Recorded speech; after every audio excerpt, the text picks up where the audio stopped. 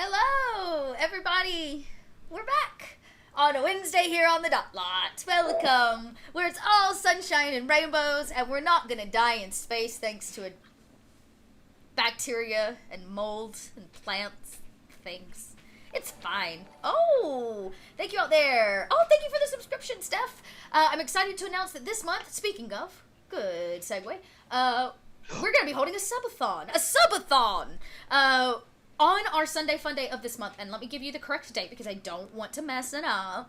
That's going to be the 22nd of this month. We are holding a Sunday Fun Day. We got 2 games, and I think I'm going to run it for 9 hours. I'm going to be gaming afterwards. I'm going to close out the day with some, solid video gaming because I don't do that enough. For a 9-hour subathon, and we'll be releasing new emojis all day long. So every time we meet a new sub-tier, we'll release some new emojis. So I've got brand new Dot Lot emojis coming. And you guys, there's gonna be, alright, I'm gonna give you a sneak preview of one. There's gonna be a Sunday Fun Day jug. There's gonna be a Sunday Fun Day jug. So, just know it's coming. It's gonna happen. These things are happening, and I'm very excited about it. Other things happening. That's it. That's the really important stuff. We're here tonight to tell this story. I'm very excited. We left on a bit of a cliffhanger last week, but before we dive back into the flesh-eating mold that's crawling up Hanovi's arm, we're going to let JB introduce himself and quickly introduce Hanovi. Hello, I am Drop the Die on Twitter, Facebook, Instagram, LinkedIn, Steam, Epic Game Store, pretty much everywhere. And I am playing Hanovi Hama. He is a Native American not born in America. He was actually born on a space station, and he is the muscle of the group. Currently, he is just nearly OD'd on a drug that he is addicted to or has heart problems when he does not take. Woke up, crash landed on an alien planet, and now has mold crawling up his leg. And also a weird symbol on his face. Oh, that's right. You also had a very near-death dream sequence. I had a Soups Creep dream with a Soups Creep symbol when I woke up that was scratched into my face by my own girlfriend and my dead mentor killed by one of our own crew. So, what I'm hearing is Hanovi's doing great. Yeah, he's great. He's implacable as always. Everything's gonna be just fine. Oh my. Well, if you want to assure that everything stays just fine here at the Purloin Code, you can fill that little circle up there by giving tips and bits, by the way. That's when consequences happen. Good consequences, like pie. You have yet to have pie. It's true. It's true. Maybe one day I will serve pie, but that's probably not actually going to be true. Who knows? Maybe we'll have pie this episode. GM goal. We're going to have pie this episode. Yes. I'm going to promise pie. What kind of pie? Plant pie. That is not up to you to choose. No, that's awesome. Yes, things are going well here on the Purloin Court. We're going to move right over to Adelaide. Adelaide, tell us who you are and about your character. Yeah, I'm Adelaide, Adelaide on Twitter and everything else. I am playing Midge Slip Ryle, the captain and mechanic of the Zero Gravitas, of which there is never a dull moment. Currently licking batteries, Jane, the Amazonian, climbing out onto the wreckage of the spaceship to see what's going on, and desperately in need to fix her robot and her brother's robot teddy bear. There's some priorities in line here. We still haven't hit, the main... you know what? You know who's going to hit it, though? Dev's going to tell us all about it. You know what? Go ahead, Trooper, introduce yourself and tell us about Dev in this moment. I'm Trooper SJP. And, you can find me at Trooper SJP on the Twitch, but Academic Foxhole on the Twitter, but more importantly... on the Little Red Dot Discord, which if you're not a member of, you should just go join the Little Red Dot Discord, because there is a channel for this show, and Dev writes a diary every episode, just, his thoughts. Weekly diary. Just a little diary. And I'm the pilot, and Dev is sort of ethnically ambiguous. And he and his sister grew up on a planet that grew up planet side, but in a pretty crappy planet with a lot of factories, without a lot of money. And, he's the pilot and she's the mechanic, and they're a great team. They both had to leave the planet. That's cool. Don't worry about it. It wasn't for anything bad. It's fine. And I've got everything under control. that is what she says. Maybe. And we are in a great space. Like, it's really cool. We've been chased by assassins more than once. But we didn't realize it the first time. But then we did. We did some murder. I didn't. That was Janice. And then... Please continue. Our ship lost all of its power and started... It was about to crash land on this other planet, which is awkward. But we were able to avoid that and not crash land on the planet. Instead, land bumpily on a really cool continent island with plants that eat people. And... Your ship is hanging in the air. Our ship is hanging in the air, sort of like held by vines. Cradled by Mother Nature herself. and my character has a little robot that looks like a teddy bear. And it, like all the rest of the ship, is out of power because of a terrible EMP blast that fried our whole ship. And I'm sure there won't be any negative consequences. And look, audience... The worst thing that happened the episode before last was that my teddy bear lost all of its power. I understand that Janice is probably going to talk about his contact being murdered and other people have whatever, but my teddy bear, folks. This is really what this whole campaign, Save Teddy. Hashtag Save Teddy. Save Teddy. Is really the new purpose of this campaign. Janice, a man that has also... potentially lost his purpose. I don't know. Maybe he's found it. Maybe this is what he's needed the whole run. You tell us. Jason, introduce yourself and tell us a little bit about Janice in this chaotic situation. Right. So Jason T, D&D DM from Twitterverse. And I'll be playing Janice, the mouthy smuggler who Adelaide's character really likes to put into place quite often. And to her thorough enjoyment. Put all of y'all. All of you. But yes, so last episode we had the revelation that it wasn't just a contact, but it was indeed Janice's sister that sacrificed herself to save me. So that's a true story. And I think you coped with that by turning a man into peanut butter. And and then I'm now traumatized. Yeah, you're drinking heavily in your room. Yeah, and said trauma has now made me obsessed with claiming vengeance against the mafia. So the high mafia. All it's right. not a facelift. I did try to help, but Dev's not so good with the words, but he tried. Our scene opens up exactly where it left off. Dev is in the cockpit. Janice in his bedroom. No, oh, that's right, you're in the back. Dev and Midge are in the holding kind of cargo area, having recently Midge kind of like swung back in.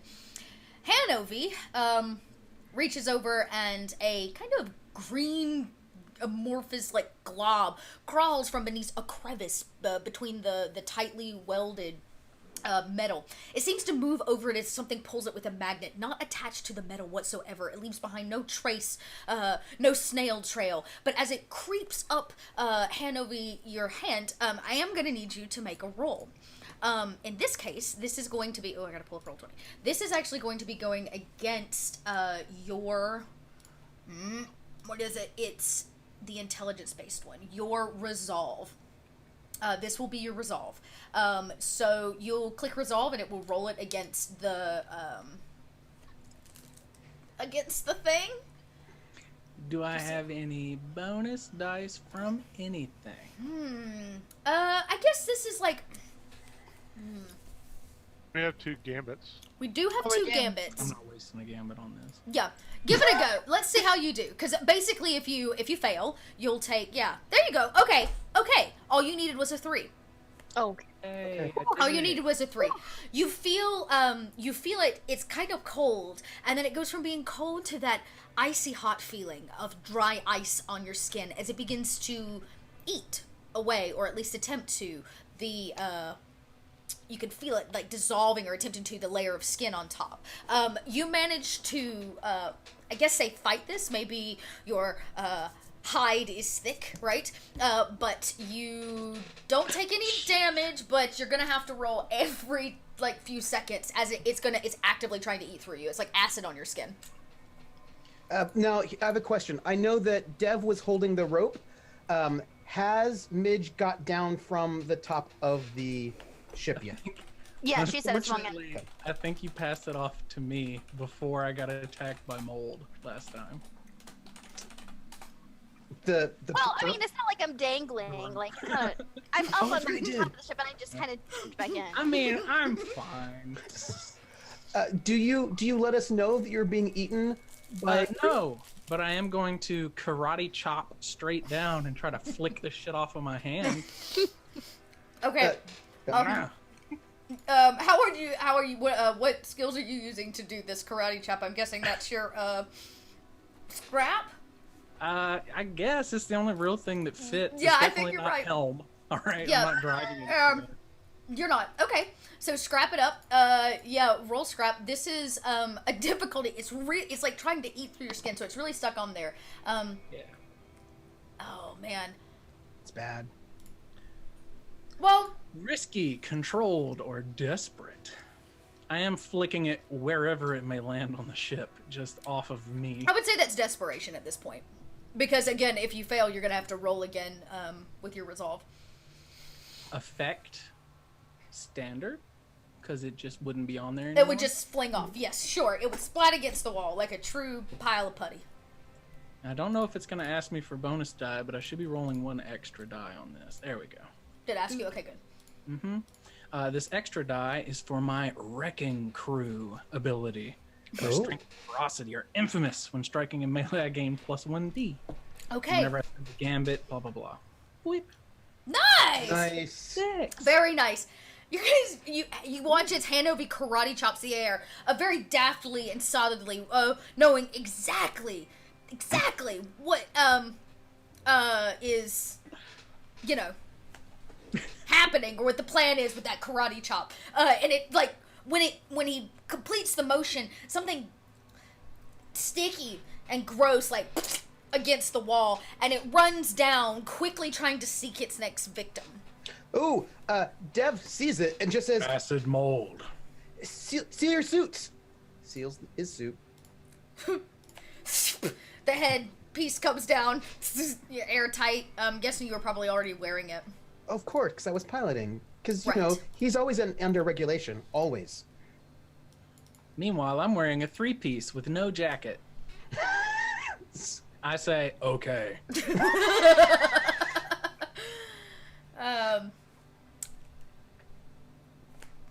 Dev looks to Midge. Midge? Sorry, Captain? Peering over the edge. Yeah, what's up? Acid mold. It's trying to kill us. Patches? Put on the suits.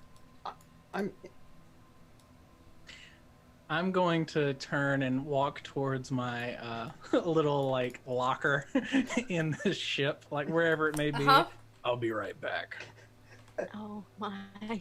Mr. Deadeye? It's staying moving away. towards Dev.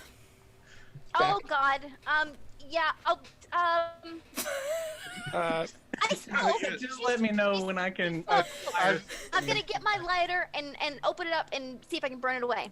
Okay. You flip open the lighter, which I can only imagine is like a pocket lighter, right? Yeah, just somebody's. Yeah, you reach down. When you get close, it lets out kind of a sound as it backs away. The camera cuts upon that squeal to Hanover. Running? Are you running? Are you gingerly walking? What is your? I'll quickly walk. I'm hoping they cannot get stuck by a tiny, barely moving. Yeah, it's about this. It's about this big, and like when it's a blob, a splat, but it kind of stretches itself and amorphously like moves as it needs to. But yeah, I mean, We'll find You'd out. think, but you'd be surprised. We'll like- find out. Dangle open the locker with a little little code. Yeah. Click, And I will click. pull out Zimmy, a fine flamethrower that I have in my toolkit as a muscle. And I will equip with that. Just walking up with the flamethrower while he's Well, there, yeah, like I have, like- squatted over with the little Like, lighter one against strap his on thing. one shoulder, and I'm lighting the little spray nozzle at the end. Oh. Your suit Oh. sealed Yeah, it down. like it kind of charges. Janice, I know you're real drunk, but you know the sound of an active flamethrower. You hear the heavy footsteps down the hallway, and they stop. There's a moment of silence, and then all you hear is the sound of that flame makes as the steps, I'm guessing, come right back by towards the back towards the main area. It could just be that you're drunk. Dev did say Mr. Deadeye. He did call out. He did call out. Let's. I'm gonna leave it up to you. Do you think you hear it? Yeah, no, I definitely hear the commotion. With the air of concern. Eh. He comes quasi stumbling out of his room, pistols in hand, because nothing can go wrong with that, and sees Hanovi's massive torso sort of blocking the way with his flamethrower in hand, and I get a brief look of what I can see is Dev and Slip's feet just going like this all over the floor of the Yeah. the ship as they're trying to move away from this little blob of whatever it is. I lean towards Hanovi. Mate, what the fuck's going on? Some kind of plant. What? I'm just spraying the floor where it is. Yeah. Jungle's haunted. Cox gun. All right. Dev and Midge, you see Hanovi coming. The end of the torch is active. As you step to the side, it's not hard to hit this thing. It's not very large. You spray and pray all along the floor. A good thing there's nothing, I guess, flammable in here. Most of this is metal. It's kind of like the holding area, the storage unit area. Flammable. All right, fine. You can fair, roll a right? you can roll a fortune. Let's see how flammable it all is. Yeah, it's not. It's all our food. That's cool. Don't worry even about it. Teddy's fur isn't flammable at all. Teddy. No, Teddy. He'll never be the Teddy he used to be. How many dice am I rolling with this fortune roll? I'm gonna give you 3 die. What's up, Nip? I'm gonna give you 3 die for this one because, yeah. 6. You are a lucky son of a gun. All of the furniture and things that had like fabric on it have been tossed about, so they're not anywhere near this. Everything's been pushed to the side. There's been a lot of commotion. Between that and the actual cargo bay emptying itself out into space earlier, there's a lot of missing things. So most of everything that's left are metal cargo crates and the metal floor, which you light up promptly. Leaves behind it the black soot as it torches. This thing squeals until it crispy fries into a strange little, like, charcoal nug. And it's, yeah, it embers around the edges if and when Hanovi stops. Well, the reports weren't wrong. And then I'm done. I don't go nuts with it. That's good. That's good. Okay, you don't pull a Janice. Okay. Yeah, okay. Hey, to be fair, there's no mentors in the room, okay? Calm down. That was a really sick burn. Oh, is that what that was? No. -1 gambit. We do No, not no stand puns allowed. puns here. There are no puns in the future for good reason. We Brilliant. left that on Earth. We left that with the planet and the pollution. JP's planet pollution and puns. They're all gone. We're leaving them behind. So, when the flamethrower goes dead and Hanover flips the switch that stops feeding it fuel, there's a moment as this thing kind of embers around the edges, and then there's a strange cracking noise. The ship, like, dips to one side. And then there's another dip. The ship shifts the other way. Grab onto something.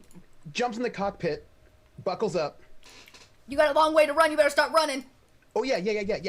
Scramble. Okay. Yeah.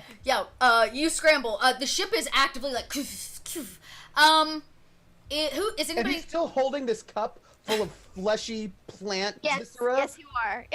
That's like- all you. Since I'm closest to you, I'll take it in my free hand if you pass it off to me. Yeah, it's. It seems like the ship is shifting.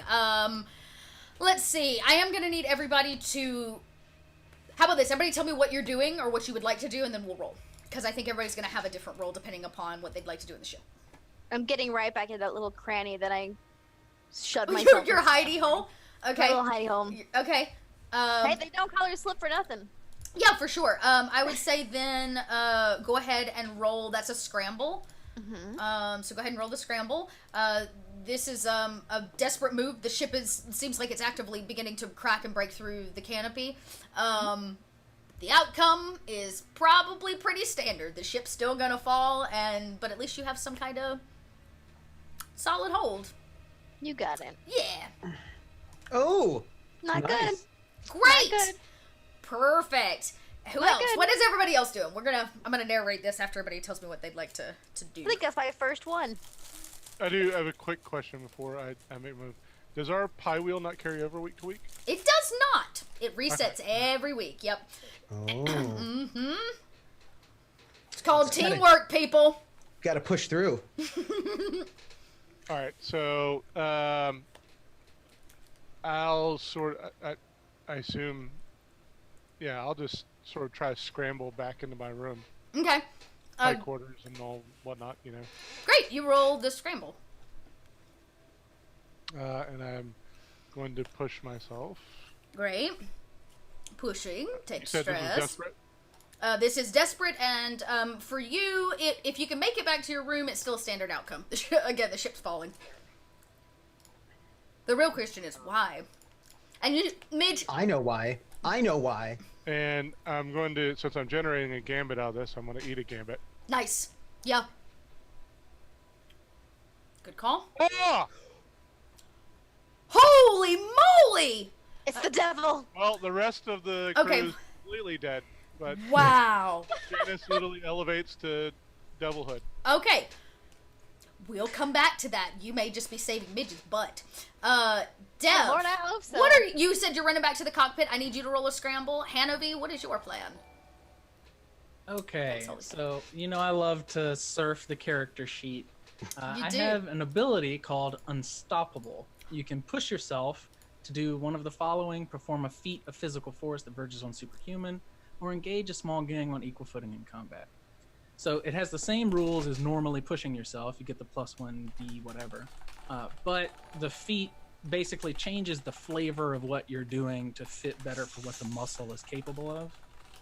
I want to scramble and just grab on to something in like the open and hold on like for dear life.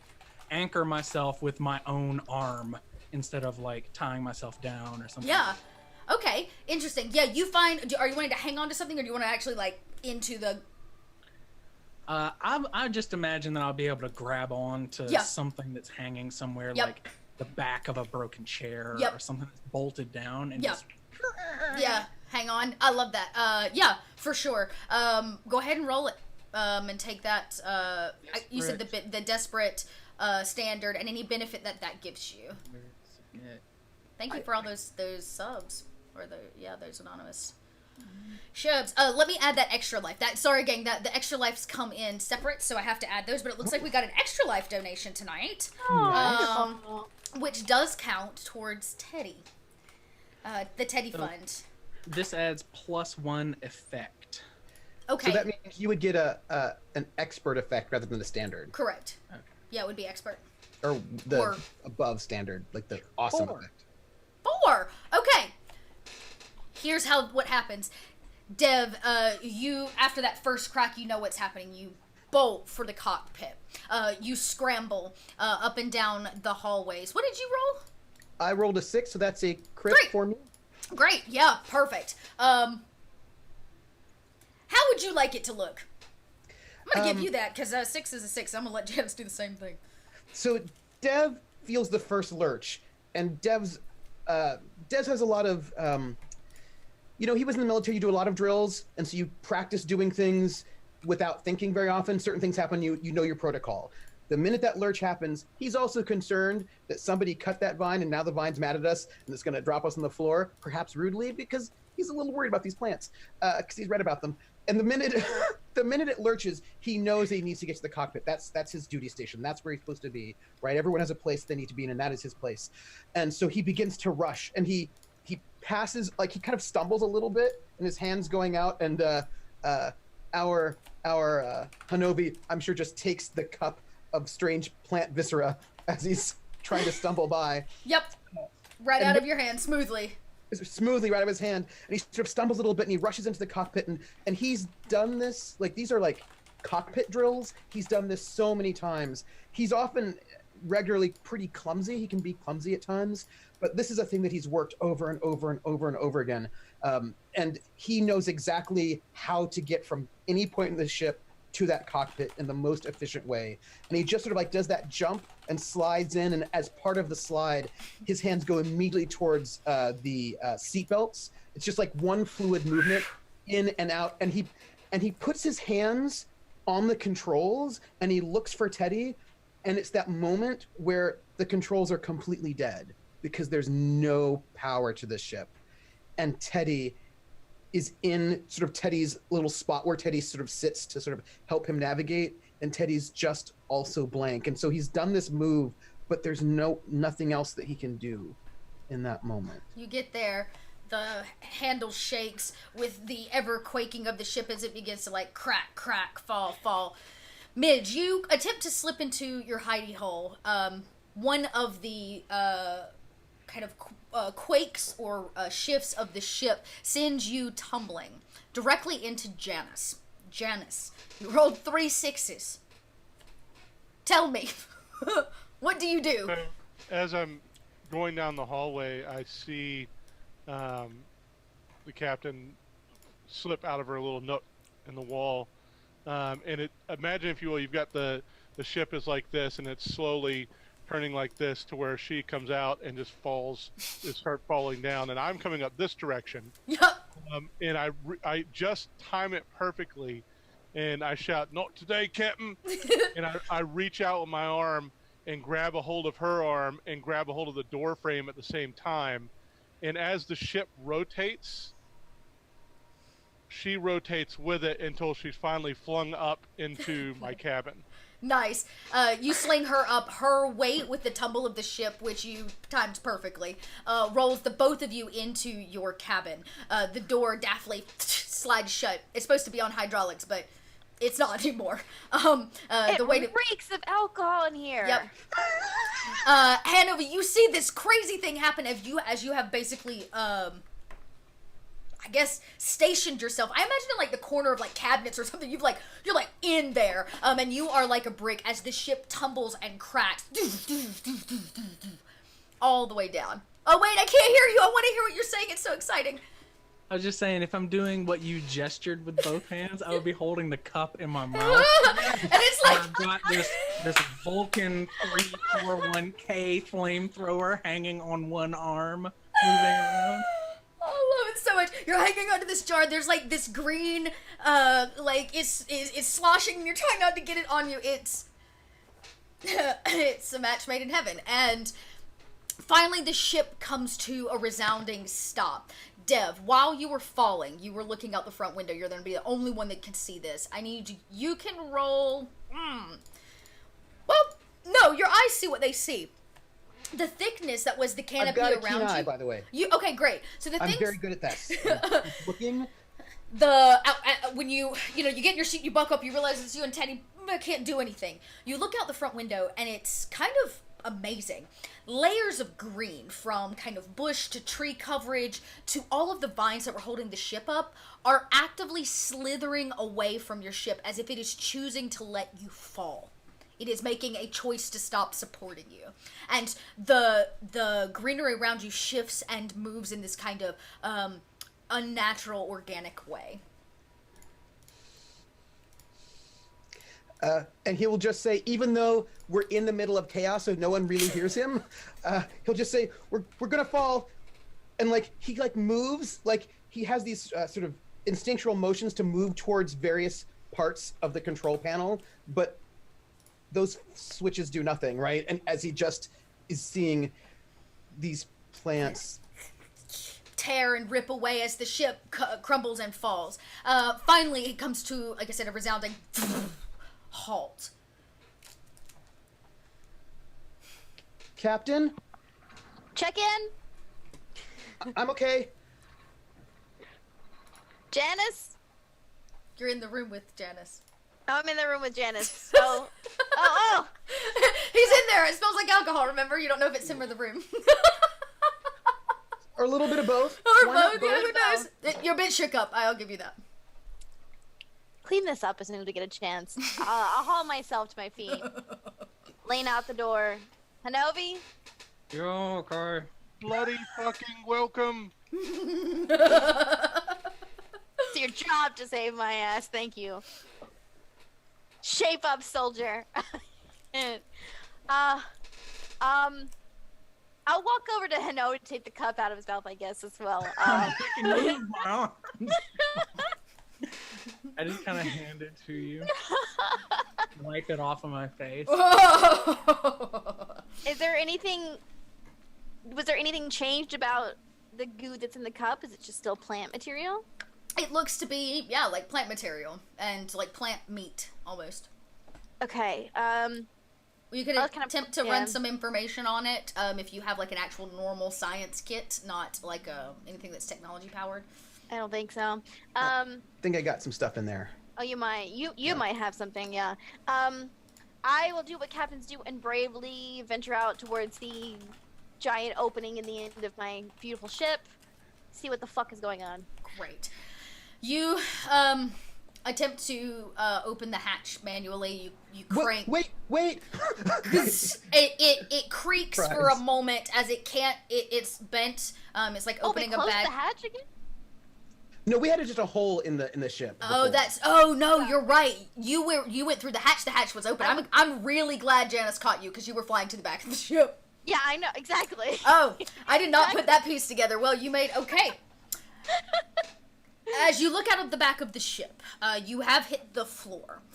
It's covered in just green.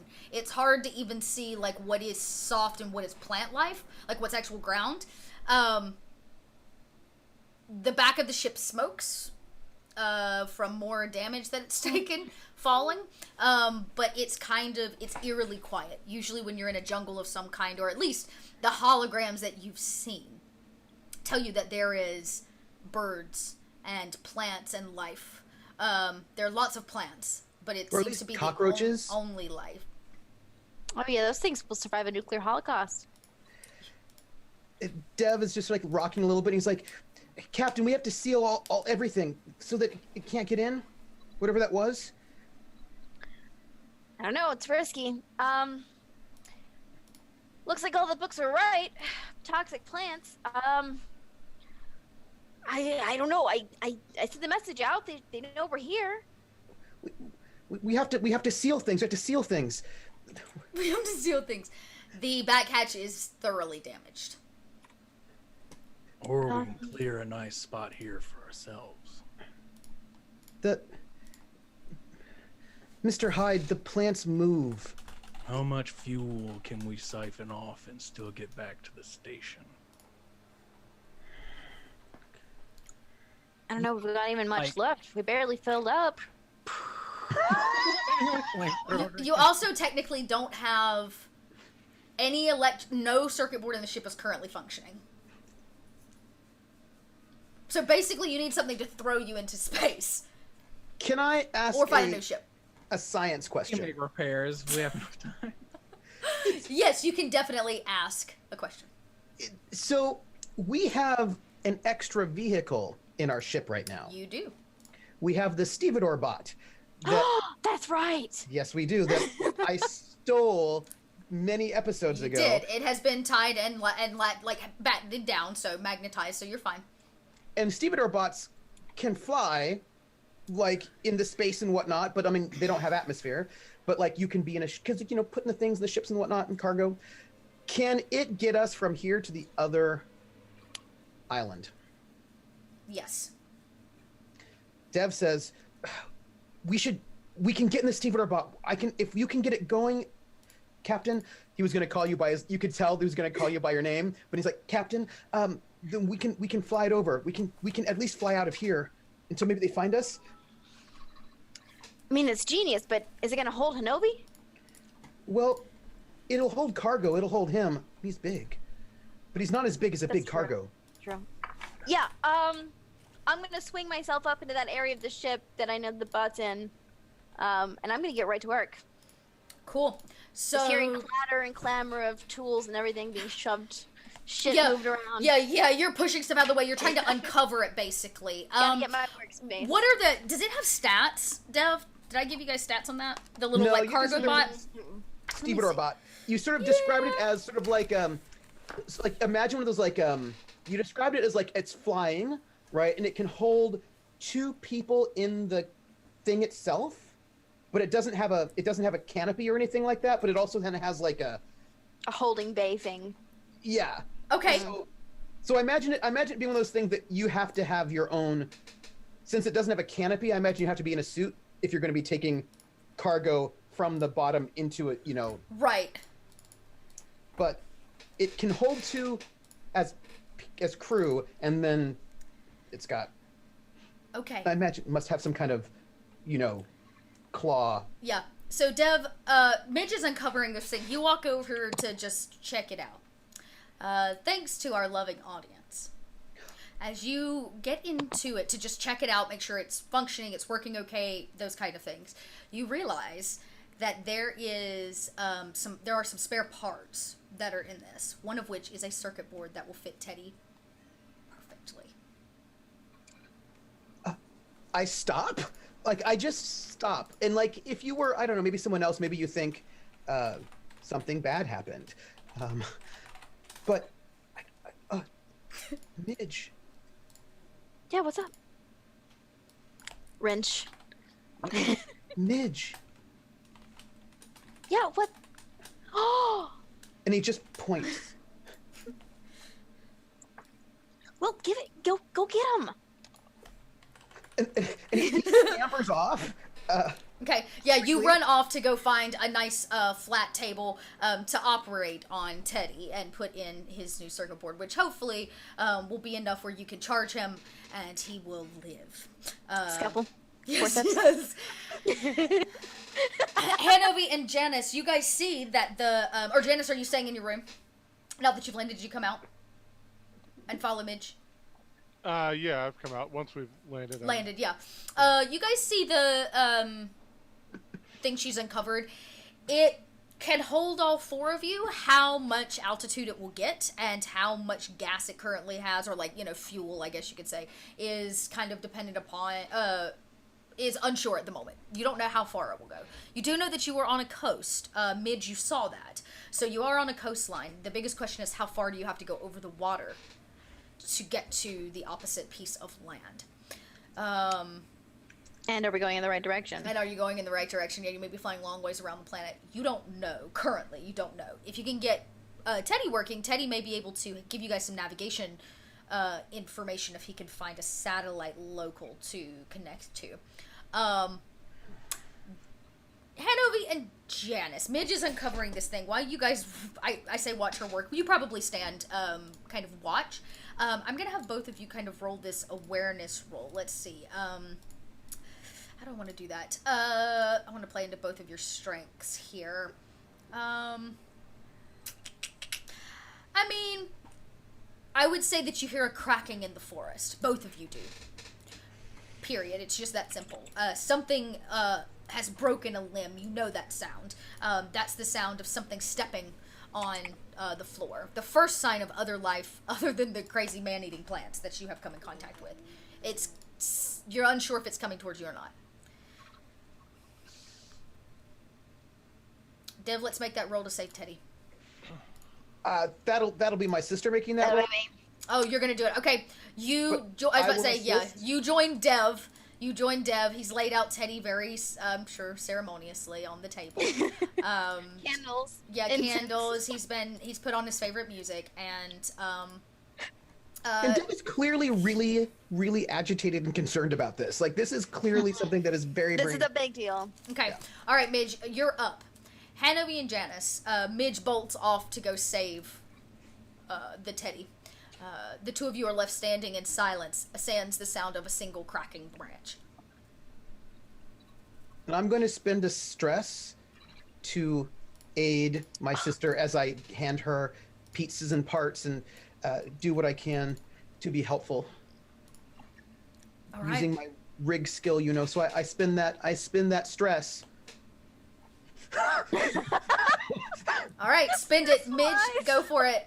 I'm gonna say this is considered a controlled setting. This is not desperate. So I'm gonna give you out of controlled. The outcome can be great here. Okay. And we got an extra bonus die. Very nice. Well done. Dev, you sweat like a mother looking at her child in surgery. Just like rocking a little bit, fidgeting with my fingers, watching, handing. She gingerly cuts the cables. Beautiful. Oh, and we got another donation. Dang, we're racking up tonight. We may save the ship too. Wasn't planning on that fast. Awesome. She nips a few cables. She pulls away the plastic around it just so. She slides out the old circuit board, which doesn't look to be dead, but is. It's burned in small areas. Sets it to the side. The pristine one still backed. I don't know why it's got to be on green.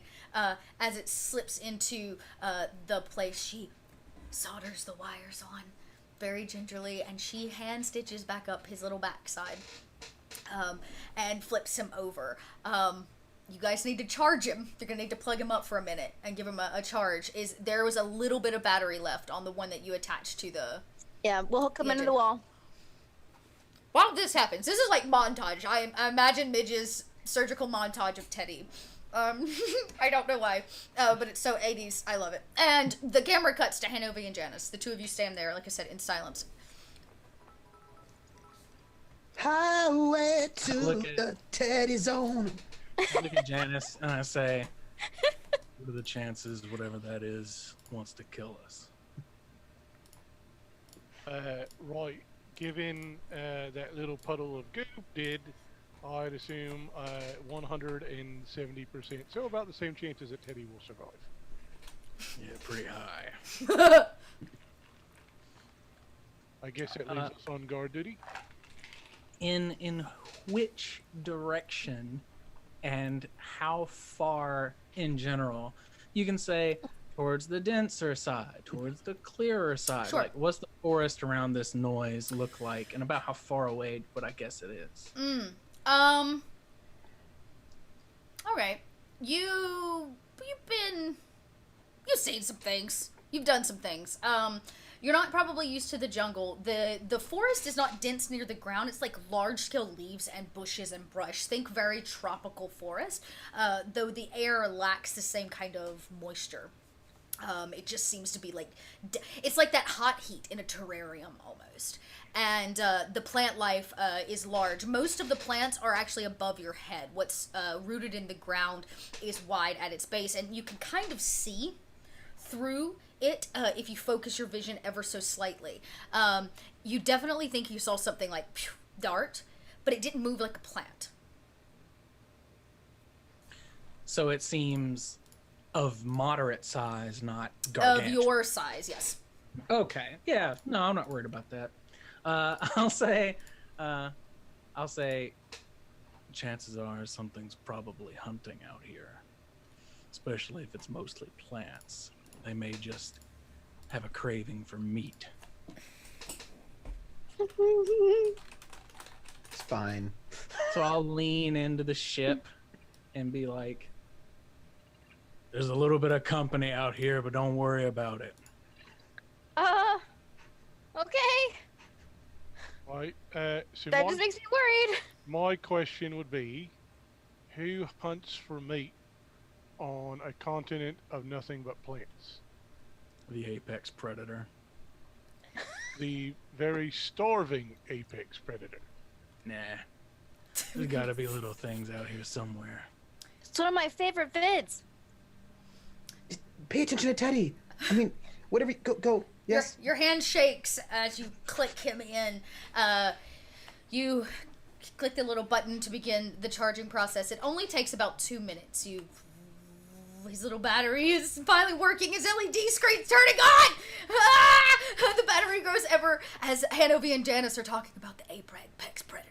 Like a Tamagotchi that's going. It's like, no. I'm not gonna pet you. Oh my god. Oh my gosh. And so you watch, and just the time you guys say probably the apex predator, that rustling in the brush is ever closer, and 6 humans step out of the green. They are not dressed in anything you've seen before, though their clothing seems to be a hodgepodge mix of the same spacesuit at one point or another. It does have the galactic symbol on it for the president, as if it was possibly given to them, a military suit, you're unsure.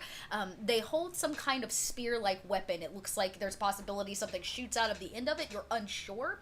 And the leader of the pack, who is actually a woman, steps up with her spear gun, I am going to call it because I don't know, I had lack of a better term.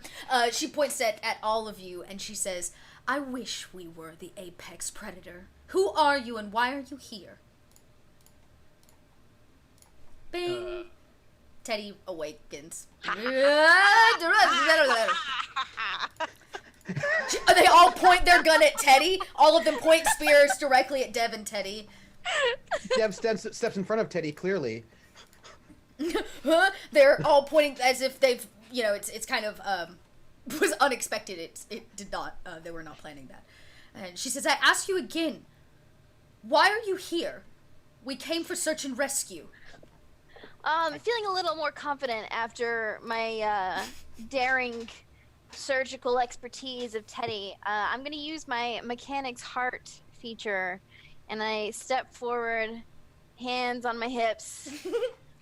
Yeah, I'm a mid-rile captain of this hunk of junk. This is my crew. Apparently you've heard my message.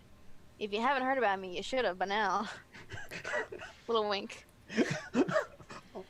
She looks rather confused. She's a very humble-looking woman. She by no means, stands out. There's nothing terribly distinct about her, but her long dark hair is, hangs in a braid from her back, and she steps forward and she says, "Well, I'm glad to meet you, Captain Slip." You said Slip, right? Yeah, she seemed an odd name. She says, "I am Miranda. I am, agricultural leader number 341, Miranda." Miranda. "Yes, and we must move. You're in grave danger." Oh, we know. The vines? Oh, been there, done that. "Have you? Did you know that you've been on this planet exactly 3 hours and 40 minutes? You've been letting off a lot of smoke, and the forest has already begun to merge in around you." Okay, everybody, grab your Keep shit. merging, I'm gonna let a lot more smoke out. She says, "Yes, fire is an option, but if you burn up this island, you burn up our oxygen." We're trying to fix our. We have a small. Well, a big problem. No, and then and he kind of looks around, trying to figure out. He always hopes that somebody else will say the stuff, and he just looks at Midge. He looks at Janice. He's like, he points to the stevedore bot, and he's like, we're trying to fix a smaller ship. How are we getting out of here? Tell us that. Exactly. You can't talk today. She says, well, we have boats. Boats. Okay, well, I mean, that works. Can we just? I need some kind of what's the word? I can't. I'm. Deb just sort of like takes Teddy, and just like sidles over to Janice, and like leans over to Janice, and he's like, "Mr. Deadeye, what if they're liars?" Very quietly. Can you check? Right. I want to fix this ship. So, Miranda, blah, blah, blah, 3421. I have a question for you. If you're on search and rescue and you get here and you see a crashed ship, why in the hell would you ask what's going on here? Because nobody lands on this side of the planet. That's right, Yeah, we didn't we land. didn't intend to. I did say crash. And she's like, and considering in fact how long you've been here, it's pretty much a miracle that you're alive, so we have to assume the worst. Well, Which more is capable that than we the look. ship was already taken over by the fungus. so you didn't get my message? Okay, She looks well, around at your ship, she says, this is not taken over. She says, your bodies do not lie on the ground as new fertilizer for man-eating plants. Can I ask, these spear guns, do they look, okay, do they look like they came from outside and showed up here, or do they look they've been, like, hanging out here for a while? They look thrown together. Each of them is unique in some way, as if they created them themselves. They don't carry weapons like you carry, no guns or anything like that. Dev, you come from a very poor planet. Mm-hmm. Midge, you do too. You know what impoverished people look like. Mm-hmm. That's probably something similar. It's not unknown that this planet is the place where all vegetables are grown in the galaxy.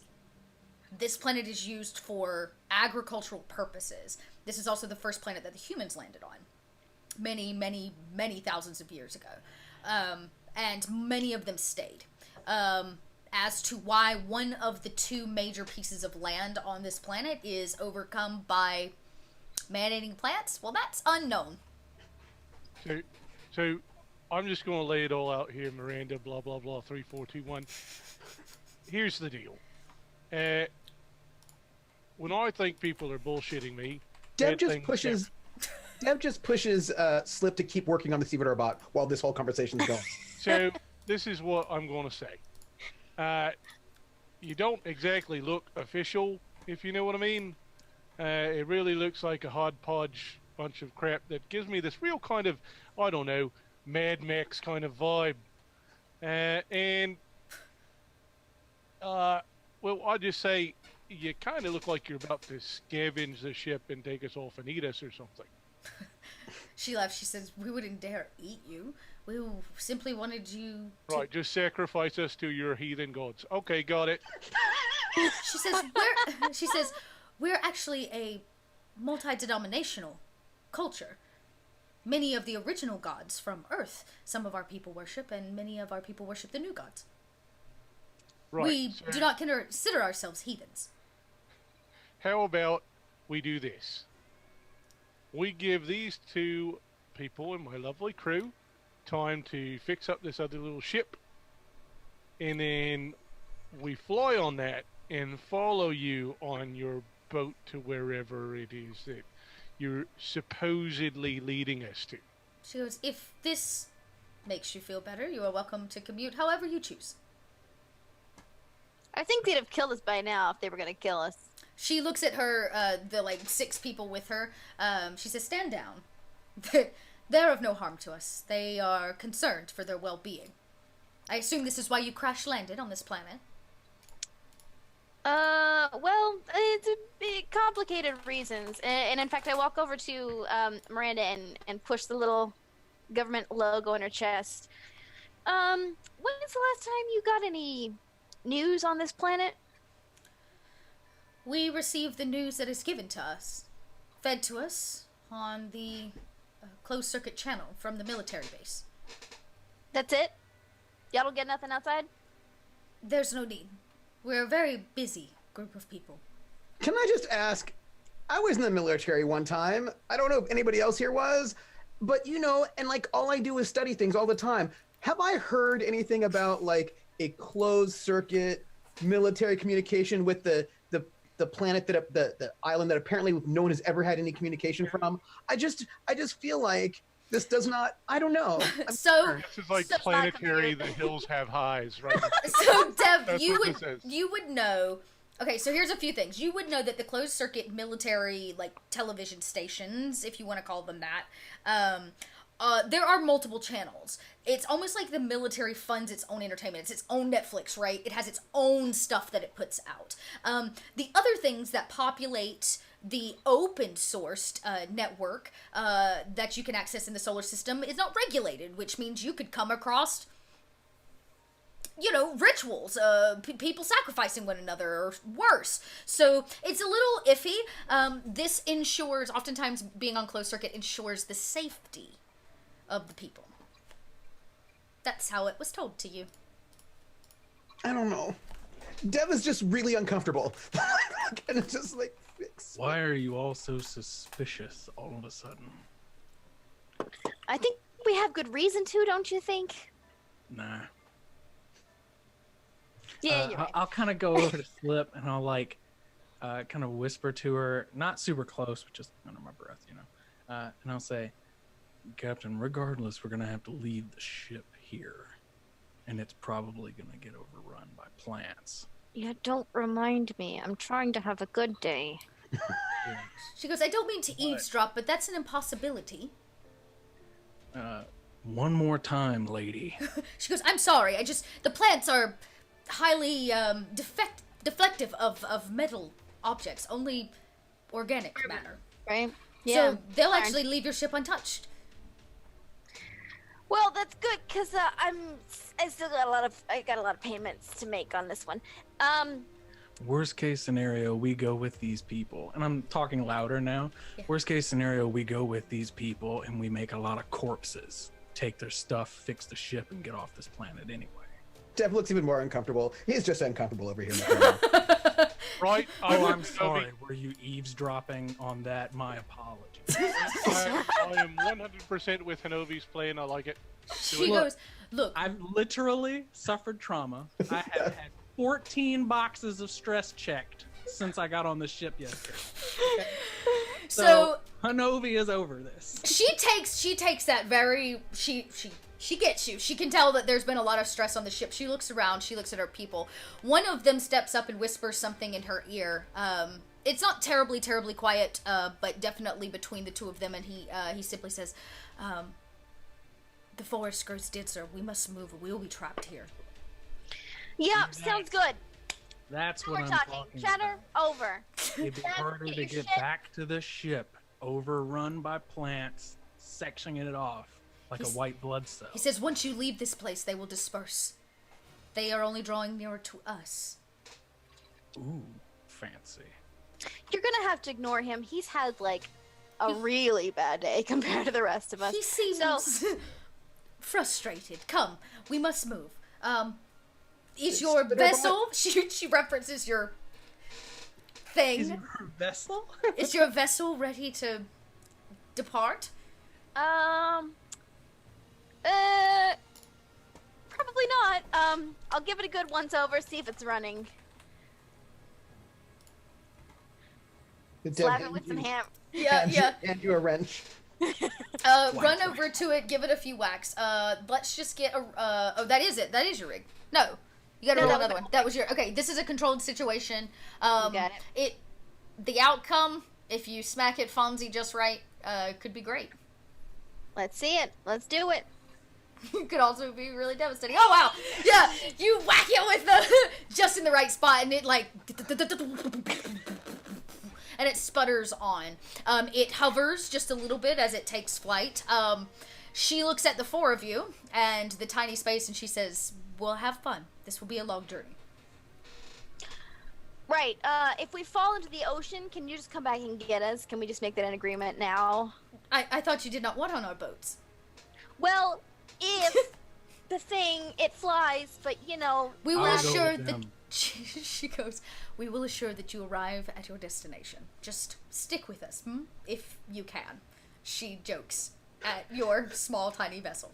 I And- lean over at Hanobi as he says, "I'll go with them," and I say in my teeth, "If you lay one hand on them, I will kill you with my own bare hands." Really gonna give threats to me right now. Yes, I I'll am. make sure they Get don't on the leave in boat. ocean. Get on the boat. And then Dev is like, wait, he does the same thing, but his message is different. He's like, don't let them kill you. I reach in my pocket while Hand on Steph the is devil on the shoulders. boat, and I'll say, maybe hold on to this, and I pull out the super expensive crystal that I had hidden from where Janice's almost like a sister dropped it back off. Yep. I got it back out of the you had med that. bay earlier. I give it to her so they don't steal it from me while I'm on the boat. Okay.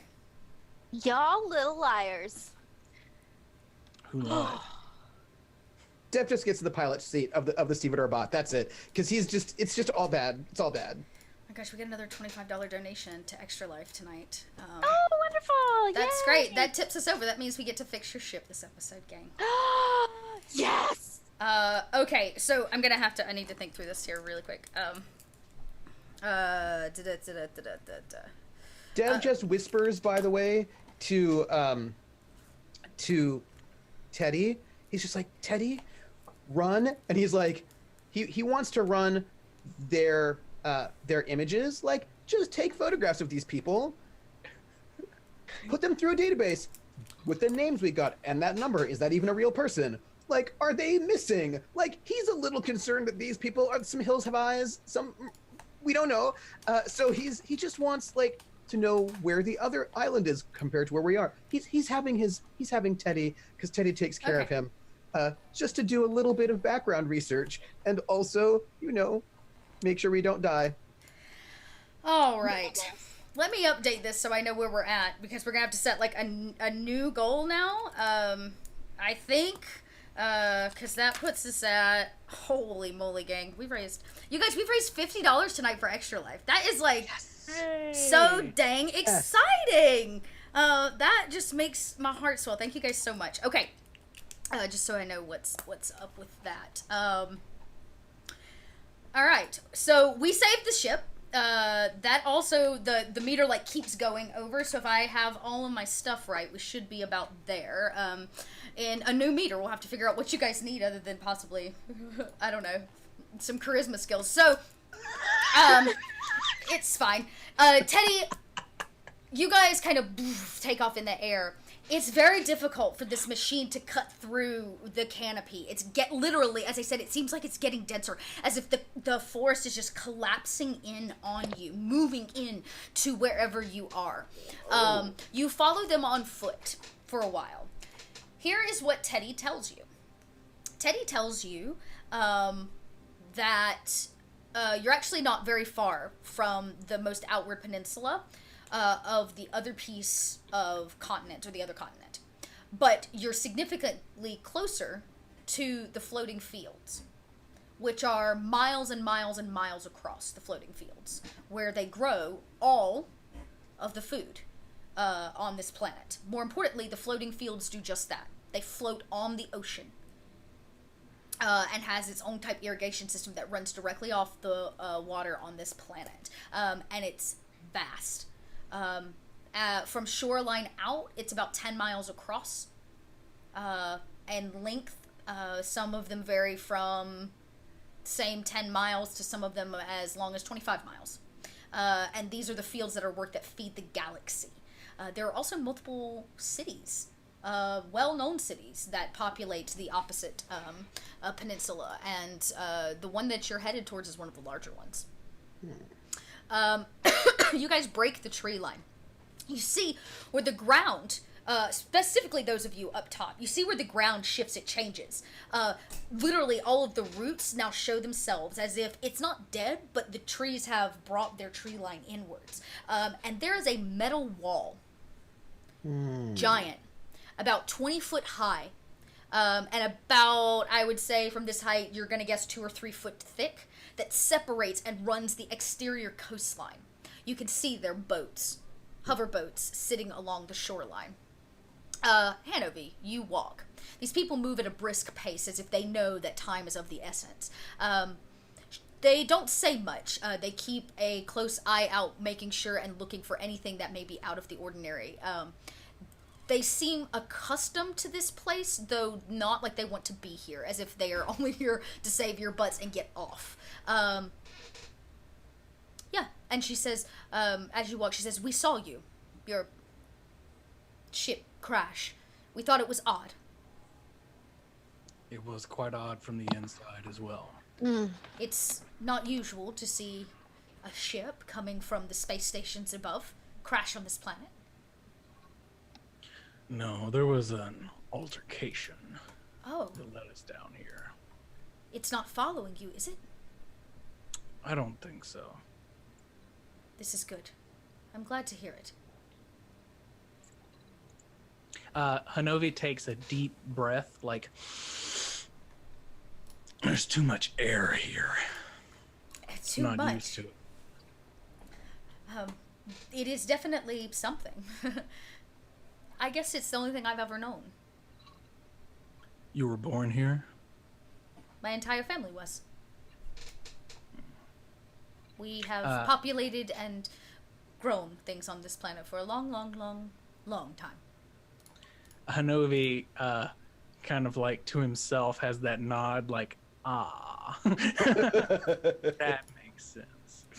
But he'll say, why haven't you extended to this island? Well, we can't. At least, my understanding. The elders talk of stories that it wasn't always this way, at least not until the ancients crashed here. Their archive, they call it, the Ark, that held all of the plant DNA from New Earth. It stands in the middle of that continent. When it landed, something happened. And expeditions there have never borne fruit? If by born fruit you mean my people have died and become fodder that has turned to fruit, then yes. If you mean have they returned, no. Maybe I can put in a good word with a military contact to see that taken care of. She says, "Who do you think built the wall?" Interesting. I've never met anything that I couldn't kill. Strange to be surrounded by it. It is why I think they put up this wall. The plants seem to stay clear of the metal wall. Its own natural ecosystem, but it creates the most clear atmosphere. Perfect for growing plants and vegetables and fruits of all kinds. You don't get many visitors here, do you? No, nobody really wants to come visit the fields. It's pretty Maybe we boring, I guess. It's only boring if you've seen it before. Like, they crest a hill and he Yeah. sees nothing but green and water. Yeah, water's like, everywhere. And he's yeah, it's like, amazing. This doesn't make any sense. None of this should actually happen. You see she comes over. Dev, you've kind of been following them. All of them stop right near the wall, which is huge. Like, imagine a Jurassic Park size, like, metal wall. And she walks over, actually, to a keypad that you didn't see was there. She places her hand on it. It, like, zoots, zoots. It approves it. It turns green. And doors open. Her people walk through. Your ship is able to go through. Janice, Midge, Dev, you all see this. Then Teddy, as soon as he sees it, begins, "Ah, yes, the Great Wall," and begins spouting all the same things that she said, just in a more textbook kind of way to all of you about the wall, and how the military did construct it as a means of keeping the people on this planet safe, but also maintaining the atmosphere that's necessary to grow food for the galaxy. And she, and they walk over. You see their series of boats. They're like hover boats almost. They're kind of very, very flat. They hold about 10 people each. They get on board and they sit Indian style. As one person at the back simply hits a button and they zoop, zoop, and they take off. Much faster than you expected. Significantly faster than your craft. Bot. Yeah, you're like, and you're trying to keep up with them. A few of them, wait behind so that you guys can see the trail. You travel for about 35 minutes over open water. I don't know if any of you have ever seen, like, actual, genuine open water. Not a hologram, not something that's fed to you, but open water. I kind of slipped my hand inside Dev's. Yeah, it's amazing. You can see things swimming in the water behind them. Nothing bad, sans the music says. Here it comes, Jules! It's a new game. It's almost like you crest the horizon. Dev, Midge, Janice, you see it first. Hanover, you'll see it, because you're riding on the boat, so you'll see it last. The fields begin to come into view, and it is amazing. The fields are basically these giant platforms. They're roughly about 20 by 25, and they grow things in rows, and they float atop the water, and they have a water system. You can see it like spurts the water out, and it irrigates itself underneath these faux floating pieces, and they're like one after another after another. They make this giant grid system as far as your eye can see. Beautiful colors, beautiful, like tall things that you've never even seen before. You don't even know what half of this is. It's very green, and people stand on them. You can see them all about as they manage and till. They seem to get around by hoverboat between these like rows of them. And after about another 10 minutes of flying over the fields, you see it, the city, one of the larger cities, and you guys pull into the docks. Hanover, you get to ride through the fields, actually, because you have to go, like, straight up the middle of them, and you guys ride, it's amazing. They don't miss a beat. They kind of fall into line as they straight down the center of them, as if they know this routine daily. We're in a Steve Bot. Like, completely see-through since it's a white button-up shirt. He's sprayed. Their clothing seems to just, the water bounces off of it. But Hanover, you do notice, especially down on the floor with the agriculture, that these people, they all wear this suit, this like grayish blue suit that's been issued by the military. It's very tightly fitted, but over the years, it's been reused and repurposed. They've made different forms of shorts and dresses of them, some head wraps, some of these things. They've repurposed this fabric to like the 9th degree possible. So everybody's got their own style, but it's all based off of the same kind of bland bluish gray fabric that was issued by the military. And you guys land in the docks.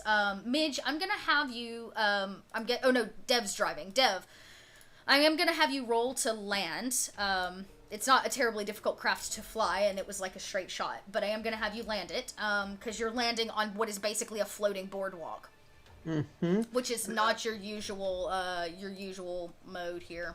No, but I'm good at these things. Controlled, risky, desperate. I hope it's not desperate. I would be really concerned. This is not desperate. This is risky, but it is not desperate. I'd be very concerned if you're like, yeah, this is super desperate. It was like, what? Wait, what? This is definitely not that. Effect? This is a pretty standard effect. You're gonna land it successfully. All right. Yeah, you are. Perfect. Yeah. And I get my bonus so rather than a standard effect, I get the next one up because I'm an ace pilot. That's right. Yeah. No problem. Even on the board, everything kind of like, and a few of the people go, oh, as you like land it, and it pulls up right in front. It was definitely a hot ride for the three of you crammed in that. Teddy still spouts information on these people, most of which, like I said, Hanover kind of got. You got it the more academic way. And one of the things he wanted to ask Teddy's like, Teddy, like how often do they get contact? Teddy like runs some information. It is well known that the military picks up from this planet on picks up food from this planet probably on a bi-monthly basis. But it's a military vessel. It's like a cargo ship. Are they left alone here? Do they get trade? I mean, Teddy, they don't look like they don't have new things. Teddy goes, these are questions I am incapable of answering. Oh. Looks like they're behind the times. And he says, I missed you, Dev. Tev just like gives him the biggest hug. He just hugs his little robot. Yeah, as you guys kind of step out, she is definitely, they kind of meet you. There are quite a few people. Everybody's really interested in this strange, stuff, I guess you could say, that you've brought, this, like, strange craft or vessel. And some people, are like, oh, and they kind of look. It is definitely something some of them have not seen before. I can imagine it being, like, I imagine it has, like, I imagine it can haul tons and tons and tons of things, but it's so not maneuverable and super slow. It's super slow, super clunky. Like, it could probably lift a craft if it needed to, like, tug it, but yeah. Thank you guys for the subscriptions. So,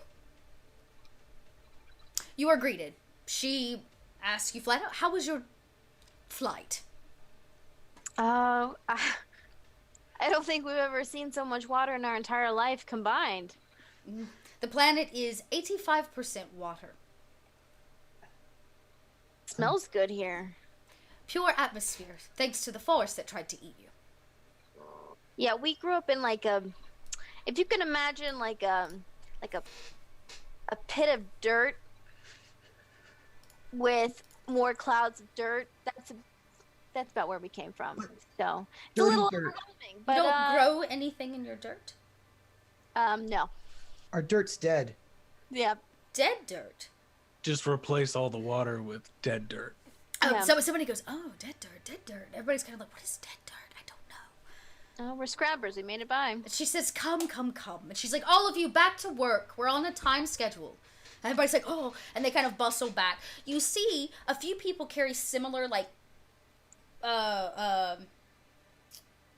tools that they had, but they're actual tools. As if everybody has one of these, and they may interchange the, like, heads on them or repurpose them, but everybody has some kind of, like, staff-like thing that they carry. And she kind of gestures you along. You guys walk down a well-populated boardwalk. This is no small town. This is larger than probably where you and Midge grew up. It's heavily populated. They are all humans. There are no other races that you can at least see at the moment. The people seem sun-kissed and healthy. They are well-fed, very clearly, and their buildings are made of metal. Because safety first, right? And she kind of leads you down a paved road, cobblestone road, and she says, this is a place we can meet, a town hall, if you want to call it. And he Dev sort of looks sort of at his feet a little bit, and he sort of gets like just a tad closer to Miranda so that she can hear him, and he just says, where we're from, it's mostly metal and smoke and metal. It's just like all buildings all the time with nothing else. The shithole is what it is. Ah, I see. She kind of squeaks the door open. The inside's pretty quaint. There is a meeting table. She says, I would like to assure you, we can find some parts to fix your ship. We have many here. That would be great. We'll be more than awesome. happy to help you, I guess.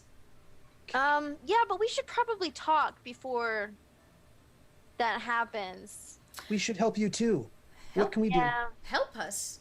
Unless you plan on picking up a hoe to till the ground, I don't know that there's much you can do to help us. We're not in need of any help. Well, you say that. Novi takes off his really expensive silk tie and just kind of puts it on her neck. She goes, oh my. Well, maybe it would make for a good headband. And she, like, wraps it and ties it tight around her head. She says, there. And you can see it, like, takes her hair back. It's kind of thick and curly, her hair. And as she does so, a few people kind of enter and exit. She tells somebody to go start preparing some spare parts. And she does look at him and she says, there's a possibility that we may have to visit the place. And he nods and walks away. A few other people come in and they have plates of fruit and vegetables. You mean real fruit and vegetables? Real fruit and vegetables. What do you mean? These are grown straight from the ground. They are put on, they're set down. And a very beautiful woman, I would say she's probably in her early 20s, maybe. She comes in, she wears kind of this wrap around her head, but her dress hangs kind of off of her shoulders, and she goes to set a plate down. Hanovi, Dev, Midge, Janice, I don't know if it'll mean anything to Janice, but the rest of you see it. She has something branded in her back. It's the exact shape that was scried into Hanovi's face with blood. The strange kind of oblong symbol with the long tail and the cross between it. And Dev notices it, and he's like, Teddy. Yes, Teddy's his best friend. He's like, what's that symbol? He asks Teddy, not her, but he asks Teddy to, like, what is that? What is that? I ask her. Oh my god. The young girl looks very taken aback. And the woman who's been serving you steps up and she says, I'm sorry, that these are our nuns. They take a vow of silence in their service. Is there a question you have? Yeah, what is that? Point. I imagine that Hanovi still has the symbol on his cheek because he never wiped it off. Probably to some degree. It's like maybe running a little bit with sweat over time, maybe wiped it, but it's probably still a rough outline is there. And if you knew it, you could see it. If not, you would take no notice of it. And the woman says, what is what? I literally. The girl like. You literally point. The girl with my finger. The girl kind of covers herself, her eyes meeting the ground almost instantly. The woman says, I am not sure if the sister could speak. I'm sure she could tell you. Why can't you talk? Oh boy. Nuns take a vow of silence. This is super bad, y'all. I need you to stop Hanovi. So he has the new trauma trait, Vicious. Oh no!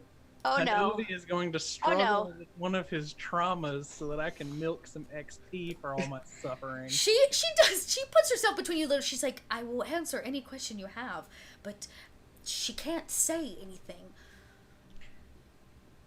He says, then tell me what that symbol is. I do not know. She's had it since she came here. Find someone who does. Dev immediately looks to Janice. Like, he always looks at Janice in these moments because he knows that Janice is the talker, and Janice never does the talking. He's always just like looking at Janice, just hoping that Janice will save them in these moments. Right. So You see, Hanovi looks like kind of not agitated, kind of waxy almost, like he's stressed. You see that he's starting to sweat on his upper lip, kind of thing, thinking he's going crazy on top of all this other stuff that's happening. I'm gonna step in front of you actually and put my hands on your shoulders, which is pretty difficult. So I gotta sit on my tiptoes. Give you a little squeeze, like I get it, but you're gonna have to calm down. We're gonna get to the bottom of this. Be cool, and I'm gonna. If I can, I can roll a command. Roll. Why don't we do this? If command is what you'd like to roll, you can roll it. Hanovi, if you feel like there's something that you would like to roll, or if you think that she talks you down based on her roll, you can let me know. So, I think that Hanovi's gonna listen to Slip regardless. Okay. But I think that you should probably still roll, Adelaide, because he's going to threaten her pretty substantially. Yeah. Like the lingering threat right over Slip's shoulder, and then realize what he's saying when Slip's like confronting him. Mm-hmm. So he's gonna be like, then find someone who does. Like, I'm gonna cut all of your throats. Yeah. The woman kind of takes a step back. She says, "We mean you no harm. I don't know what you mean. She came here this way. She's been with us for only a few years. Well, a few years." She kind of thinks back. I guess it's been more like 15 or 15? Yeah, about 15 years. Pardon me, President Miranda? Where did she come from? Well, she, along with a few others, are often brought here. It is an optional choice to come and live on this planet. when she chose to serve as a nun, they assigned her here. The government, of course. Well, the church, I guess you could say. What do we know about the church? Most religion is... Hodgepodgey? Yeah, to say the least. It's usually used to sell you tchotchke bullshit.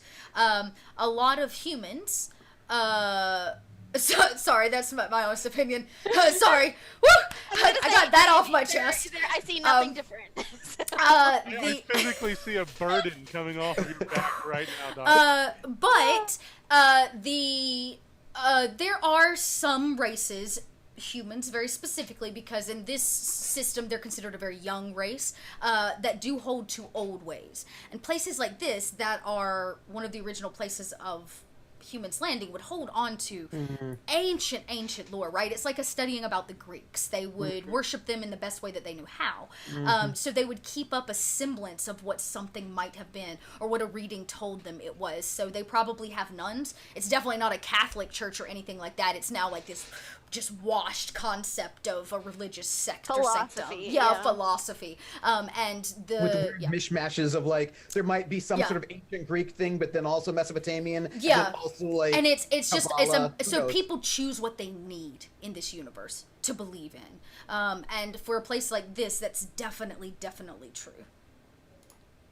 Interesting. And Dev just says to the nun, while not looking at her in the eyes, says, pardon me for my colleague here, Mr. Hyde, if you look at his face, on his cheek, that same symbol that you have is on his cheek, but we've never seen it before, and we don't know how it got there.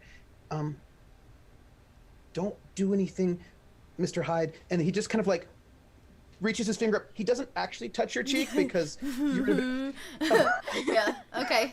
Yeah, you float. Gentle caress. As long as Hanover's chill with that.